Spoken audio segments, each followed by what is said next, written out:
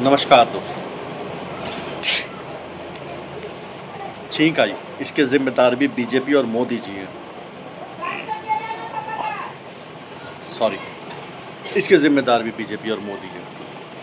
ये मैं नहीं कह रहा हूँ, ये आम आदमी पार्टी की सरकार और उसके सारे नेता बोलते हैं। राघव चड्ढा जी बहुत अच्छे मुद्दे उठाते थे सदन में, आम जनता से रिलेटेड उठाते थे और ये पार्टी बनी ही आम जनता के लिए थी। इसका मोटिव ही आम जनता के मुद्दे उठाना, उनकी समस्याओं को दूर करना था। पता नहीं क्या हो गया, सिर्फ अपनी गद्दी और अपने नोट भरने से मतलब रह गया।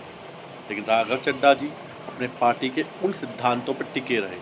क्या उठाया उन्होंने कि अगर कोई आम आदमी जा रहा है एयरपोर्ट और उसे भूख लगी है फ्लाइट लेट होने की वजह से, तो वहाँ पे कुछ खा पी नहीं सकता क्योंकि बहुत महंगी कॉस्ट होती है। सस्ता कराया। गिग वर्कर जो राइडर होते हैं, जैसे ज़ेप्टो, ब्लिंकिट, ज़ोमैटो, स्विगी, इन सब पे जो काम करते हैं उनका पर आवर के हिसाब से एक पे आउट फिक्स होता है। और जो इनके स्टोर में काम करते हैं, जो पैकिंग करते हैं सामान की, ऑर्डर आता है वो तुरंत पैक करते हैं, उनका एक टाइमिंग होता है कि 3 मिनट के अंदर अंदर या 2 मिनट के अंदर अंदर आपको ये सामान पैक करना है। फिर आइटम चाहे 1 हो या 15 हो, वो 2 मिनट से 3 मिनट के अंदर अंदर पैक करना ही होता है। नहीं करा तो उनको पेनल्टी लग जाती है। ये प्रेशर होता था दिमाग पे, और अगर नहीं कर पाते तो वो स्टोर वाले निकाल देते, आप काम नहीं कर सकते। तो ये मुद्दा राघव चड्ढा जी ने उठाया उनके टाइम लिमिट को बढ़ाने के लिए।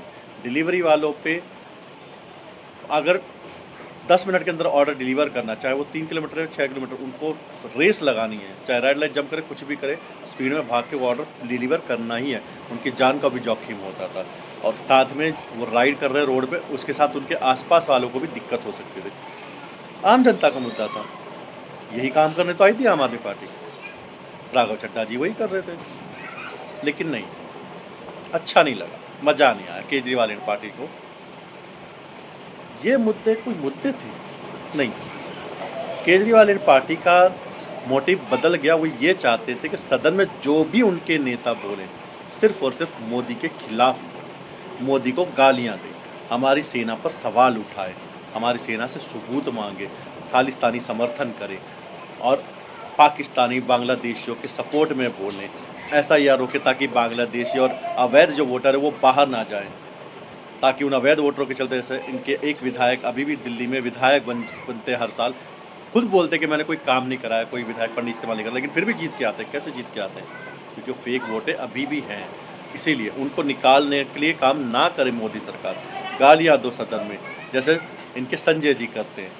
ये काम राघव चड्ढा जी नहीं कर रहे थे, इसलिए उनको उस पद से हटा दिया गया कि आप ये फालतू के मुद्दे उठा रहे, हमारी पार्टी के मुद्दे नहीं उठा रहे। तो आम आदमी पार्टी नहीं रही थी। राघव चड्ढा जी को अपना आत्मसम्मान खोते हुए दिखा, उन्होंने पार्टी बदल ली। आपसे अपने नेता नहीं संभले तो दोष आपका है, लेकिन नहीं, आपके जीन में घुस गया, आपके ब्लड में घुस गया कि मुझे छींक भी आएगी तो जिम्मेदार मोदी और बीजेपी होंगे, मुझे अगर खांसी भी आएगी तो जिम्मेदार बीजेपी और मोदी जी होंगे। आपकी ज़िंदगी में कुछ भी होगा, सबका जिम्मेदार बीजेपी और मोदी जी ही होंगे। आपका कोई फॉल्ट नहीं होगा। आपसे आपके नेता नहीं संभले, आपसे उनकी रिस्पेक्ट नहीं करेंगे, चाहे कुमार विश्वास जी हों, चाहे हमारे आदरणीय केजरीवाल जी एवं समस्त उनके नेतागण, जिनकी आदत पड़ गई है सिर्फ और सिर्फ मोदी जी को गालियां देना, हमारे देश को नीचा दिखाना। आप आम जनता के मुद्दों के लिए आए थे और आपकी पार्टी का एक नेता वही काम कर रहा था, तो आपको वो भी खटक गया। तो सही किया, जहाँ उनको इज्जत मिलेगी वो वहाँ जाएगी। आपको लगता है आप इज्जत दे सकते थे तो आपके पास से नहीं जाते। और बड़े बड़े आदरणीय नेता छोड़ के चले गए आपको। क्यों गए?